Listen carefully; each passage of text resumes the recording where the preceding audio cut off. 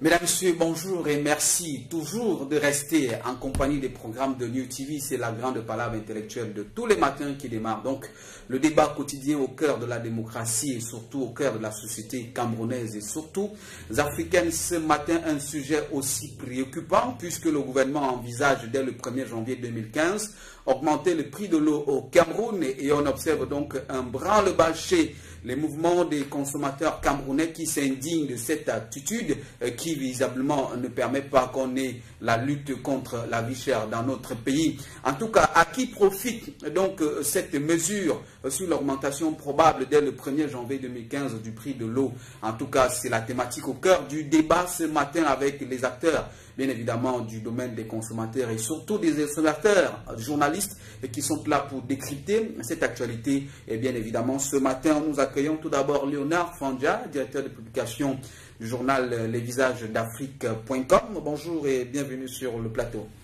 Merci Jerry et bonjour. D'abord, merci pour l'honneur que tu me fais de m'inviter chaque fois à ton émission. Et bonjour aussi à tous nos téléspectateurs qui nous font l'honneur de nous suivre chaque fois pour parler des problèmes qui sont les leurs, les problèmes auxquels ils sont confrontés tous les jours. Merci donc et bonjour à notre copanéliste, monsieur ici, avec qui je partage le plaisir de prendre part à cette émission. Voilà, vous êtes directeur de publication du journal lesvisagesdafrique.com. L'Afrique a un autre visage, je veux dire, le Burkina Faso se façonne un autre visage. Votre analyse de cette situation burkinabé?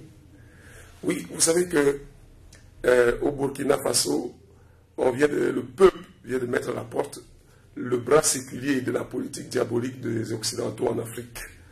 Celui qui s'est passé pour le grand négociateur, qui s'est révélé être plus simplement un assoiffé du pouvoir, qui ne voulait pas du tout, après 25 ans de règne, de prendre congé, et qui a voulu régner pendant longtemps et de manière jusqu'à la mort, de manière ininterrompue. Donc aujourd'hui, les faits sont là, on l'a fait partir, et maintenant, l'Afrique, l'Union africaine et la CEDEAO, qui sont en réalité, à l'image des Nations Unies, des instruments au service de la puissance occidentale, se sont permis de venir organiser une rencontre au cours de laquelle ils ont convié la majorité présidentielle sans prévenir ceux qui ont libéré le pays de Compaoré et de sa clique. Alors, moi je dis, les dirigeants africains ont démontré une fois de plus leur preuve de solidarité, en ce sens qu'ils sont conscients du fait qu'ils sont là pour profiter des richesses et du bien de nos pays, au service du pays, pas pour servir le peuple africain.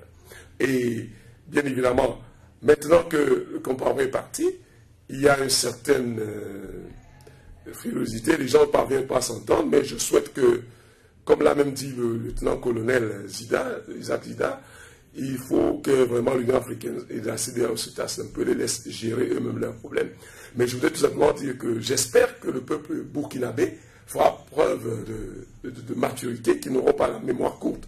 Parce qu'il faut qu'ils n'ignorent pas que le capitaine Boukari Kaboré, celui à qui Compaoré a tout refusé, est un des rares hommes d'art qui a osé entrer en rébellion contre Blaise Compaoré quand celui-là a assassiné le président Sankara. Voilà, Thomas Sankara. Donc je voudrais que, depuis je n'entends pas son nom, je voudrais que les Burkinabés, il faudrait que les Congolais comprennent qu'il y a des hommes comme cela, des figures emblématiques, ceux qui ont participé au coup d'État. De ce gouvernement qui va, cette assemblée nationale, on parle de 10% des militaires. Peut-être on verra ce capitaine-là entrer au Parlement, là où on va véritablement définir la nouvelle constitution de ce Burkina Faso. Merci Léonard Fandja d'être venu. Alphonse est ici, vous l'avez même déjà annoncé, le président du mouvement national des consommateurs, également directeur de publication du consommateur prudent. Bonjour.